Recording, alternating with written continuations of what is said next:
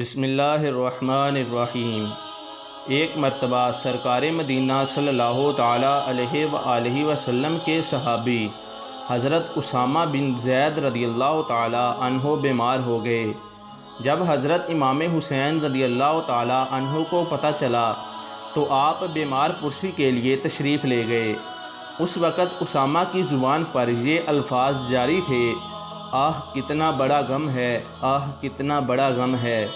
حضرت امام حسین رضی اللہ تعالیٰ عنہ نے فرمایا: بھائی کس چیز کا غم ہے؟ حضرت اسامہ نے جواب دیا: موت سامنے کھڑی ہے اور میں مقروض ہوں، قرض کی عدم ادائیگی کی وجہ سے پریشان ہوں۔ حضرت امام حسین رضی اللہ تعالیٰ عنہ نے فرمایا: فکر نہ کریں، آپ کا قرض میں ادا کر دوں گا۔